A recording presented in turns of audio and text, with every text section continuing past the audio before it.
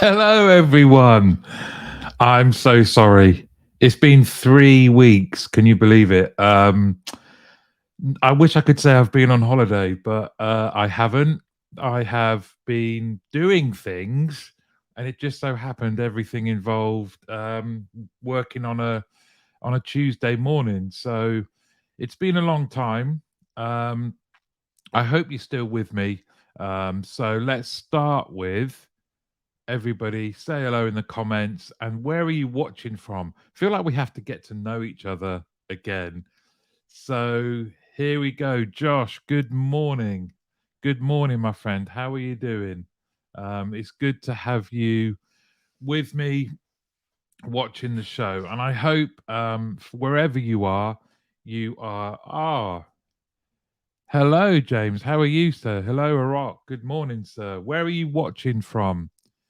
Where in the world are you watching from, everybody? Why not say, now, Cam, hola, hello, my friend. Are you joining us from Australia today? Ah, Ivunya, good morning from Exeter.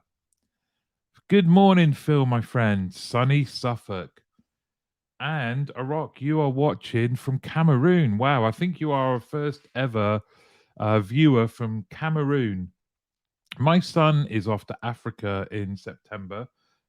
He's going to Ghana, but it's great to have you joining from Cameroon. Hello, Scott. How are you? In the office today in Bridgend in Wales. Why, hi. Slam Duggan is with us.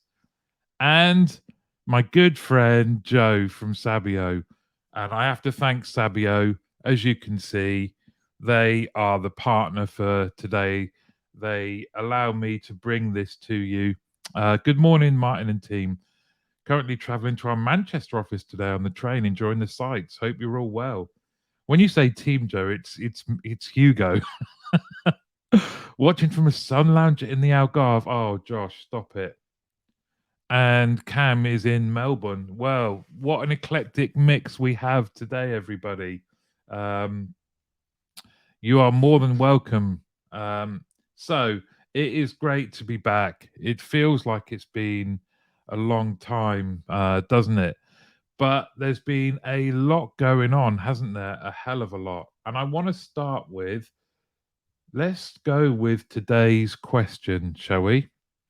I'm all good, by the way. I'm still plowing on. I went past 6 months self employed. Here we go.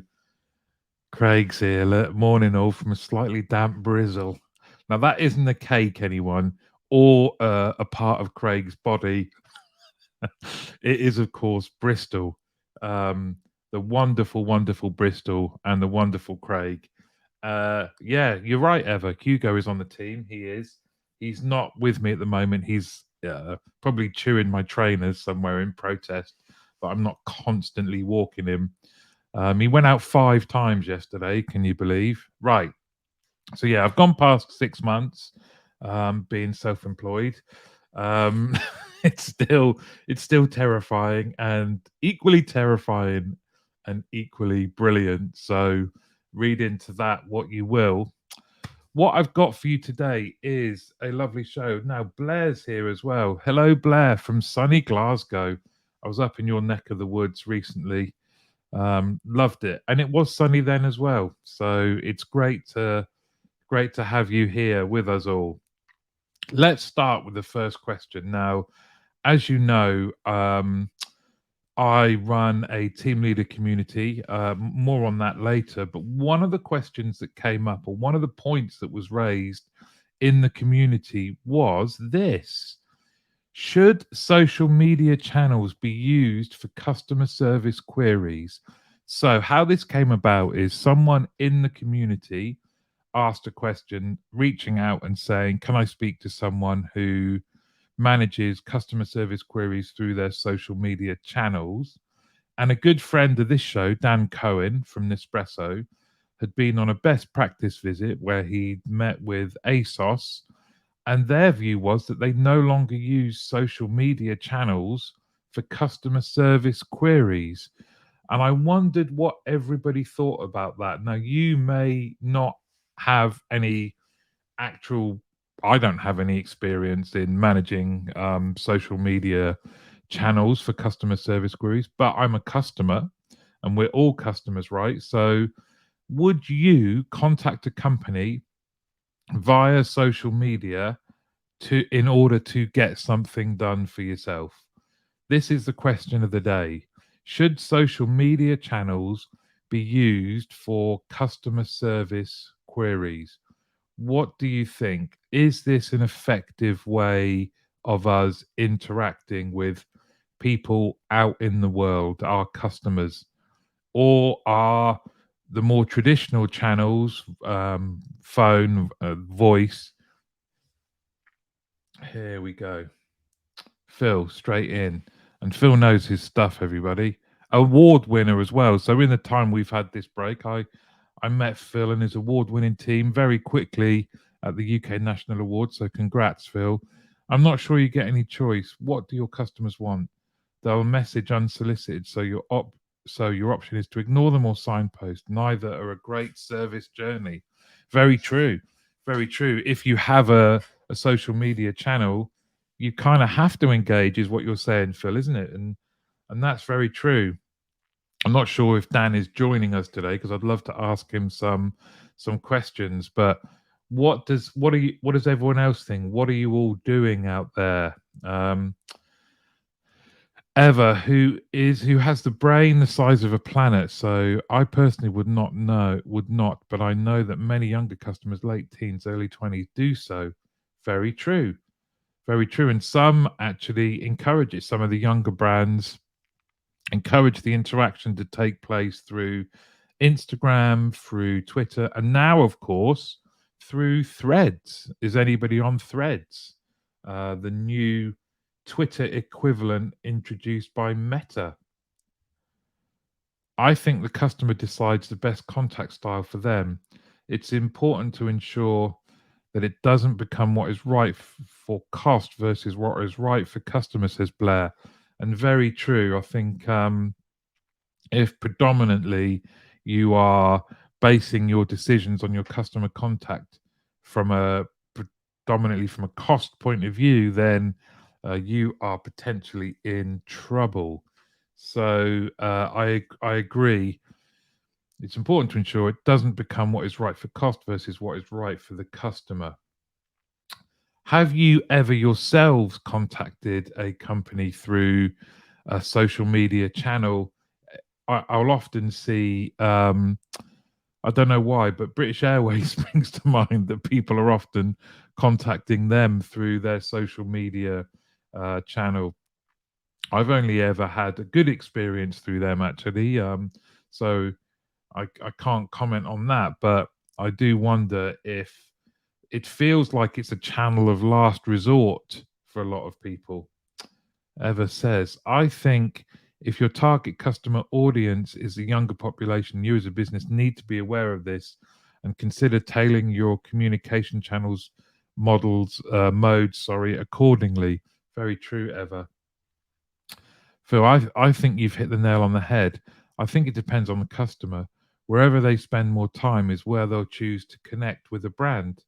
It's really true, isn't it? I think talking of my daughter and my stepdaughters engaging with predominantly fashion or music or social media themselves, they will be they're quite comfortable to send direct messages through Instagram for Vinted and things like that. I am partly the postal service for Vinted, if any of you know what that is. I get parcels dumped in this office. Just the expectation that I will post them out. So I think you're damn right. I was going to say damn right. I was trying to say slam. I think you you're dead right, Slam Duggan. And if you haven't already, everyone, if you have any interest in basketball, um, specifically British basketball, you need to be in touch with Phil. Um, I'm going to let you find out more yourselves. Scott says, I think the suitability of social media is being able to receive a request at any time of the day. Customers don't want to be bound by standard opening hours and having to wait until the following day to call. By the way, Threads isn't open to Europe yet. Um, it is in the UK. I've got it. I haven't my profile's set up, but for the rest of Europe, you're dead right because of EU regulations. But for the UK, we do have it, Scott. So jump on it, and me and you can be our first two connections, right? It's probably the only benefit of Brexit. I mean, we are disappearing in a sewage-filled, broken country, but at least we get Threads before the rest of Europe, right? Don't start me on politics. Um, Such a big question. Well, I like to ask the big questions, Craig. Come on, you know that. Such a big question, and so much everyone has to say on this. My view: if you have many channels and don't deliver on any, it's rubbish. If you just had a phone service but had a strong answer rate and wait time and then delivered amazing service, you could argue it delivers better service than having a social presence. But again, it may not be what your demographic needs. So true. Um, I imagine, a demographic that a company or service that tailors for old age pensioners, for example, probably doesn't get much social media traffic. So they're better off delivering where their customers need them the most, right? So couldn't agree more. I once complained to Tesco's, other supermarkets available, about an unripe mango, which I jokingly suggested ruined my staycation in the garden. As a result, they sent me two mangoes, a paddling pool, a beach ball, and some cocktails as an apology. Complete public relations win. Please, Phil, please tell me you have some pictures of this that you could drop into the comments. I'm not sure they'll show up here, but they'll show up on LinkedIn later. That is absolute genius. I love that. And as you say, what a great public relations win. I mean, how unripe was the mango? Um, Brilliant. That is great. Fair play to Tesco's as well. So Eva says, my daughter, age 14, communicates regularly with some of the smaller businesses via DM on Instagram. As much as I was apprehensive of this at first, she learned what to do so efficiently to a good result. Very, very true, Ivunya. My children also do the same thing, and I think for smaller businesses, these channels are invaluable. So, Arok James from Cameroon, I think it's possible to resolve customer queries online because we are now living in a modern technology world. Very true. Phil says there may be some photos. We need to see them, Phil. Phil, this is such a win for you and for Tesco's. Now, the big question, of course, is a picture of you in the paddling pool with the beach ball, the mangoes, and the cocktail. Have you got a picture of you lounging in your paddling pool with all the stuff Tesco's sent you? What a win! That is absolute genius. I love it. Please do keep these answers coming in. Your brains out there are so much better than mine. I'm here just to facilitate your stories and your answers because this is how we are learning, right? So, as I say, please do keep the ticker is going to keep running along the bottom.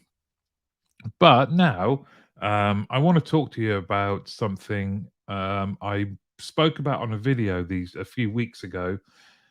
Our industry is often negatively portrayed, isn't it, in TV, in the media, um, whatever format that is. But I don't know whether any of you have seen this show on at the moment. It's called Ruby Speaking.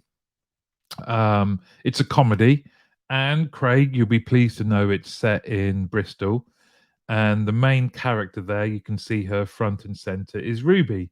And straight away you can see Ruby Speaking is the the name of the show, and we can all relate to that kind of hello Martin speaking.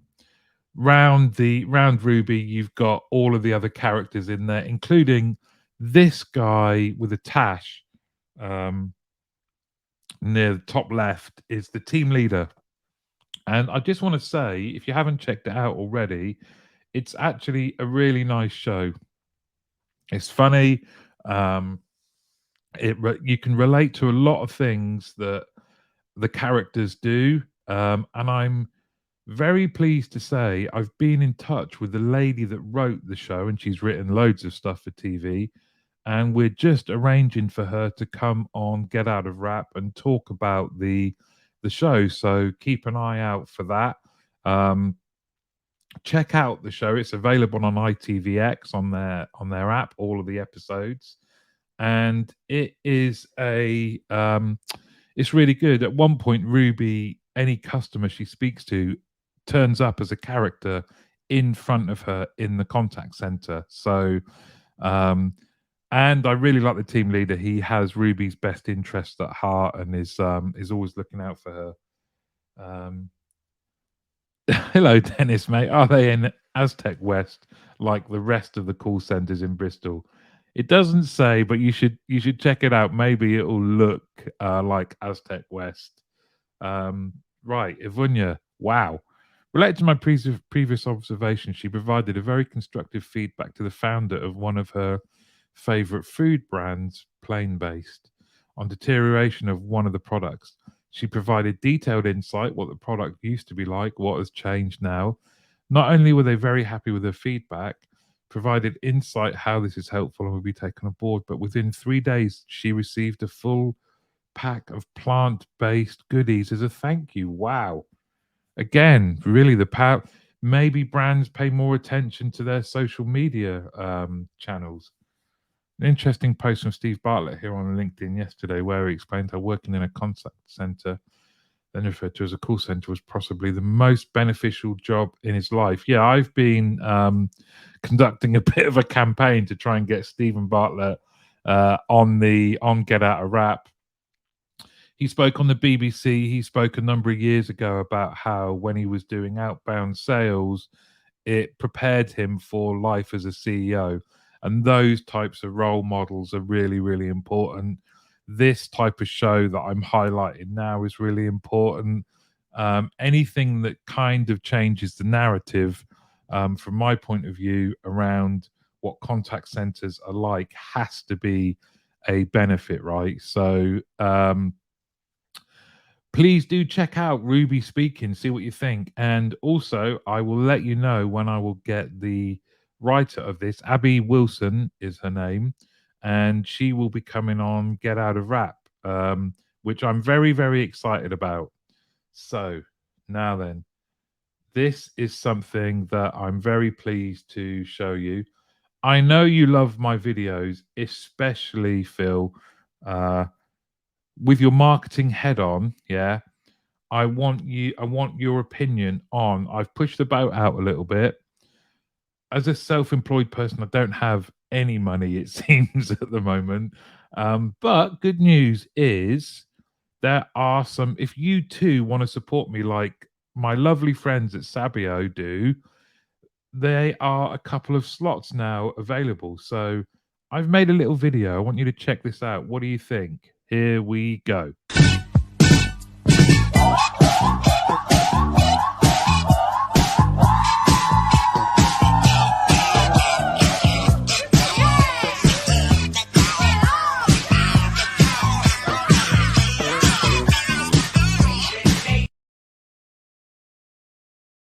What do we think of that? Now, for those, obviously, this show is being streamed on LinkedIn. LinkedIn has changed its algorithm and is going to be supporting more serious content. So I think that video, when posted on LinkedIn, is going to be exactly what they're looking for. What do you think of that? Did that really kind of do it for you? Was it quite? It's only 20 seconds long, but I'd love to know. Now, which which one were you? I came in from the left. Uh, oh, ray of sunshine is here. Hello, Bev. Um, it's like back to the days in the office now. Me and Ivunya work together at BPA. Ivunya is based in Exeter, and when I came into the Exeter office, productivity completely dipped. Um, I did prance around like that. Very nice video. Again.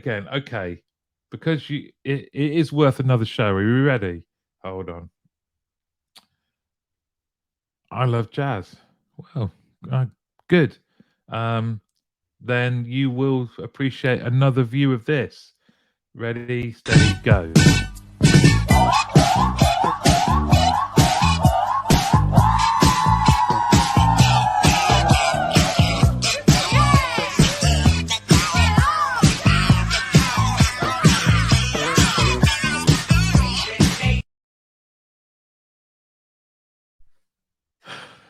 There you go. So, um, when I'm asked if I've had a busy day at work, and I say, yeah, I've been working on some marketing, that is the kind of thing that I produce. Now, I'm very glad that Bev is here.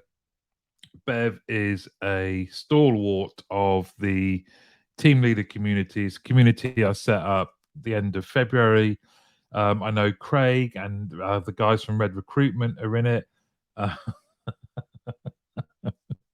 I'm overstimulated. That video does have that effect, doesn't it? You just want to stop moving your head around. But yeah, Craig and the guys from Red Recruitment on there. Slam Duggan is in the community, as well as now 191 team leaders. We are. Oh, Neris is here too. It's not quite a rap, Neris, but you can see I like my videos to be music based. Can't stop laughing. Thank you, mate. Yeah, so there's 191, and talking of some of the team leaders in there, Jordan Powell, an absolute superstar within the team leader community. Jordan, for those of you that don't know, works with Gary at Fab, and is a big part of the community. I just wanted to give you a quick update. What have I learned from the team leader community in the last 3 weeks since we've been together? Um, and it's a further strengthening of the view that our industry is in very, very safe hands. We have a group of very, very committed, competent, more competent than I ever was, I think, as a team leader. They're committed, they're competent, they are professional, and they are taking on the world, it seems, within our contact centers.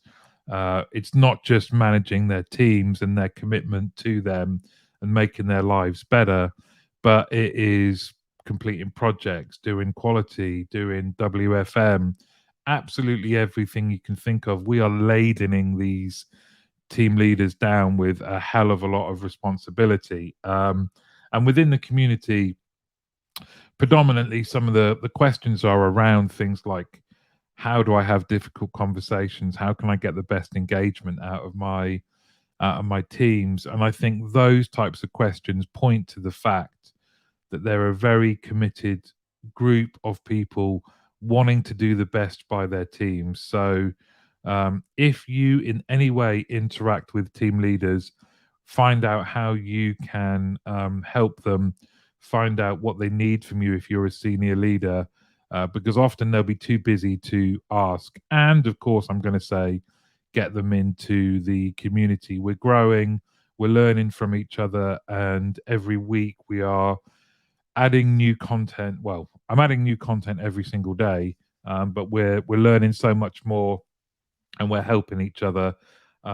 This is the place to be if you are a team leader, or you manage team leaders, or you are aspiring to be a team leader. Please do come and join the community. Um, Now, Farhad, I want to say I haven't yet spoken to you personally, but I want to say thanks so much. You always support everything I do. It doesn't go unnoticed. and that you like the video, but I just want to say thank you for always supporting me. It is appreciated. Okay, it's time for another video. This one now is going to pale into insignificance in comparison to the other one, but it's a time we all love. It is.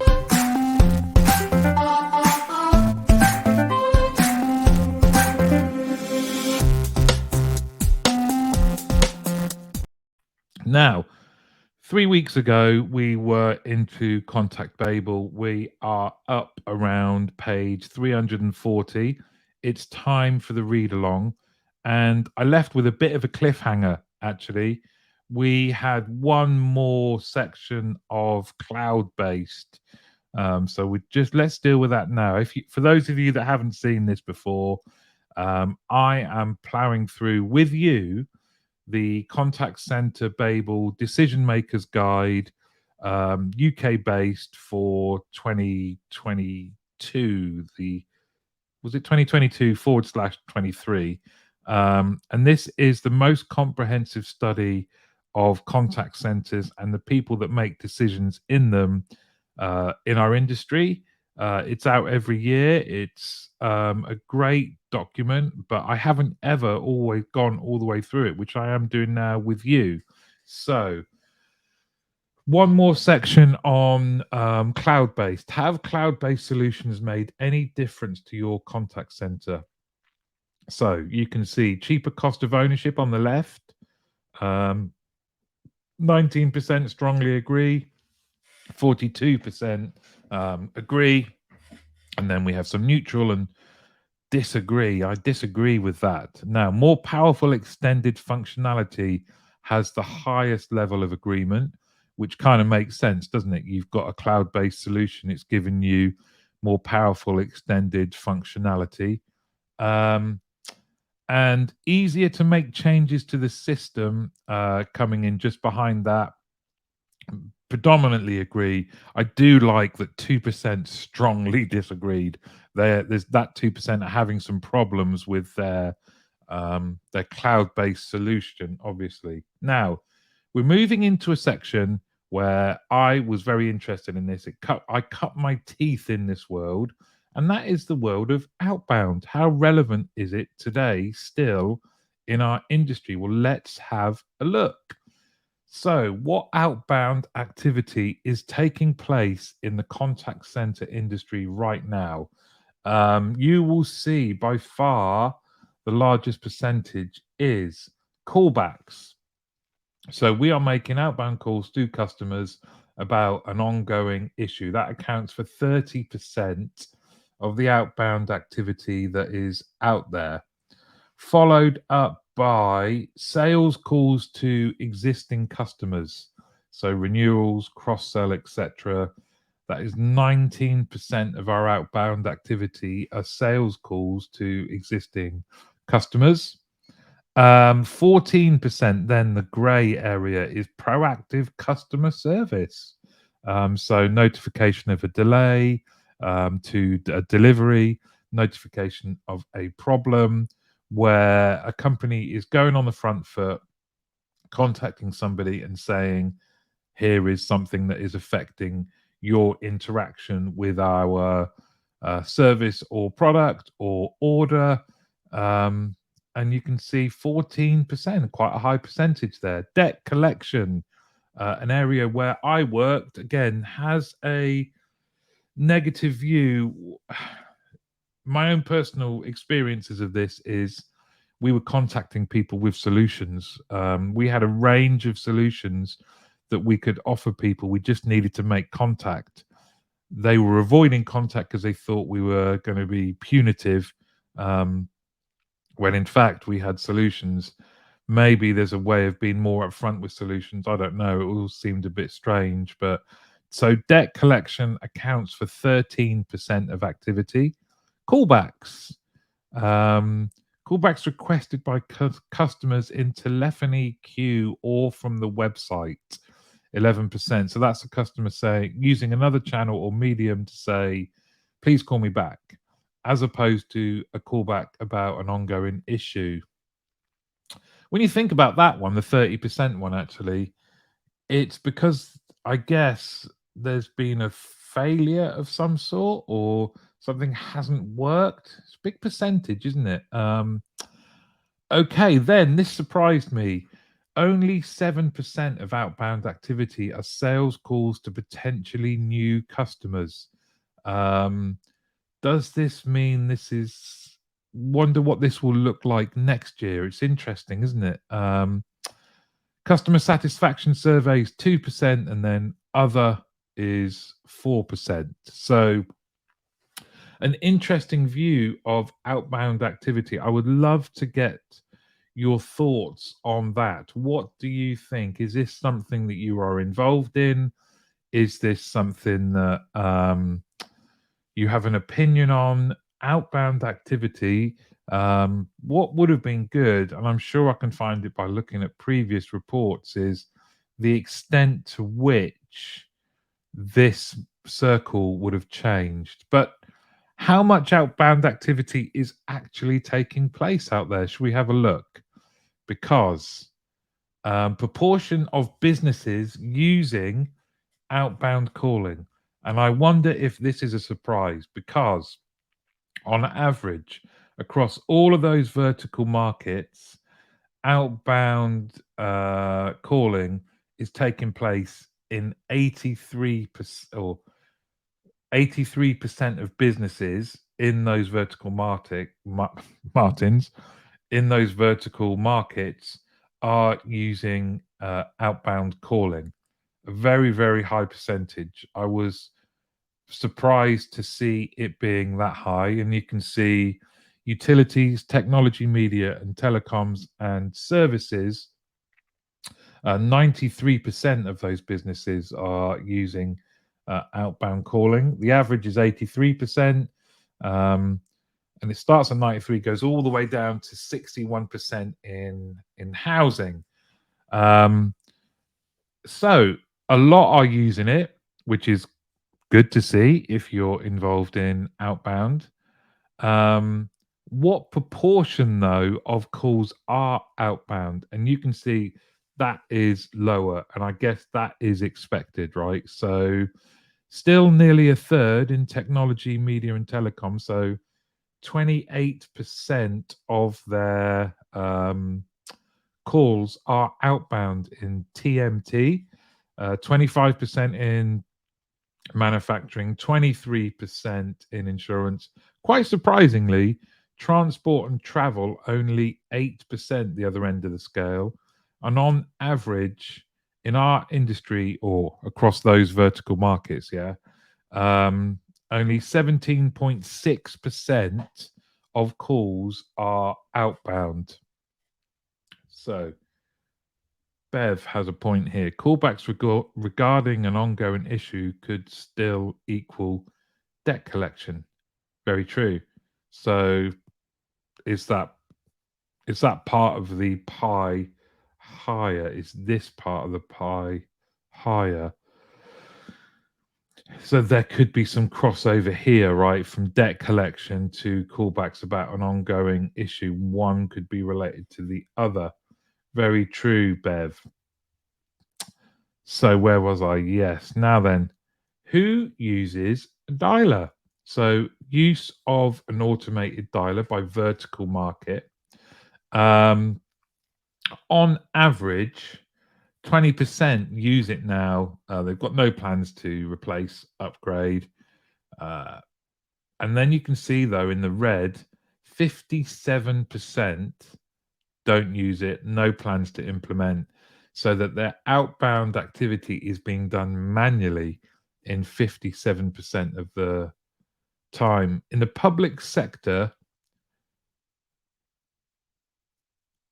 based on that, no one uses an outbound dialer in the public sector. Certainly from the respondents of the Contact Babel survey. I would love to know from someone within the public sector whether they actually do, because you can see the light yellow there was they will implement within 12 months, 6%, but 85% have no plans to implement it, don't use it, and then 9% don't know. In utilities, 20% don't know whether they use an automated outbound dialer. I wonder if there's a way of getting all of the don't knows together, because those guys represent my favorite responders to the survey. Um, is there somebody that's just going don't know to everything? If so, I want to meet them. I want them. I want to get them on this show, and we can talk about these responses together. So this was an interesting section for me. It was where I cut my teeth initially. Um, Now, one final thing I'm going to ask for your help on is it's time for your.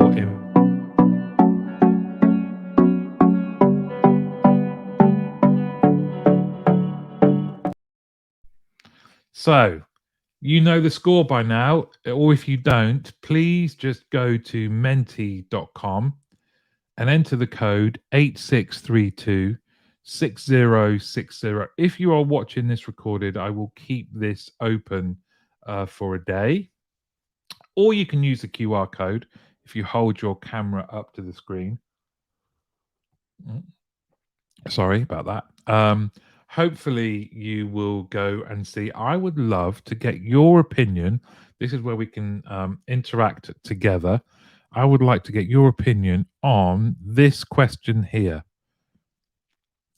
What is your channel of choice when you are contacting a company?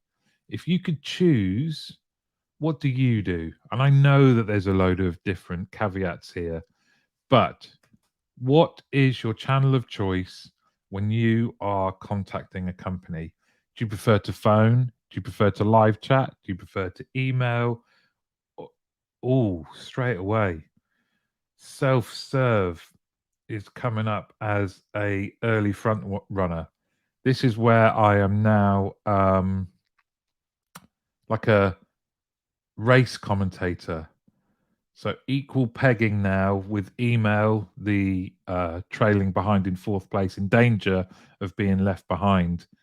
Phone is the early front runner, followed by live chat. And after an initial good start out the blocks, self-serve has dropped back into third. So the perennial favourites, phone and live chat, neck and neck at the moment. If you haven't voted, please do vote. Let's see where. Now we have phone and live chat. It's a dead heat in terms of what is your channel of choice. I haven't voted myself yet, and I don't want to give away where I would go. Um, few comments I missed on. Let's have a look. 57% still do manual. That's outrageous. If 17.5% last slide of calls are outbound, so much lost time and effort. I agree, Blair. I've seen the difference outbound dialers can make. You don't have, it's not old school either, is it? Callbacks requested by customers. I came across this yesterday. I wanted to talk to a person in the first instance, but there was not such an option directly. You could only initiate contact via chatbot, and only there I had an option to log a callback request. Makes me question if they're really speaking to DMs when doing this. Very true, um, Jordan. I thought the same thing. Ivonia's going phone. Oh, James is going email. So we have a few votes. Keep your votes coming in. Um, I will always involve you guys in our. I love to get your opinions. Um, that poll will still be live. We're coming to the close of the show. It's been lovely to spend time with you again. I'm sure, like me, the highlight has been saying hello again. Hold on, live chat. I'd vote, but connected on my phone. Oh, it's more difficult on your phone. I see. Yeah, of course. Um, Thanks, Jordan. So, like I say, the highlights have been. Oh, look at all the stuff from my beard on my t-shirt.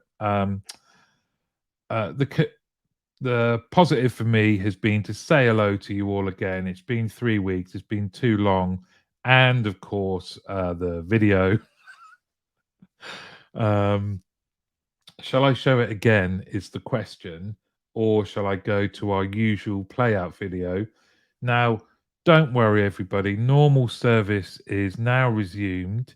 You can expect to tune into this show every Tuesday.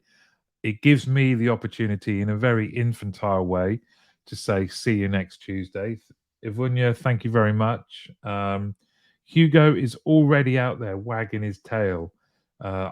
He's getting ready because he knows now, once I end this show, I will take him for a little walk around the block. But it's wonderful to be back with you all. Thanks very much for joining me. Thanks to my partners in this show, Sabio. You really do allow me to do my work. You do some cool stuff, and you're just lovely people to deal with. So thank you all very much. Have a lovely day. Have a lovely rest of the week, and I will see you all next Tuesday. Bye, everyone.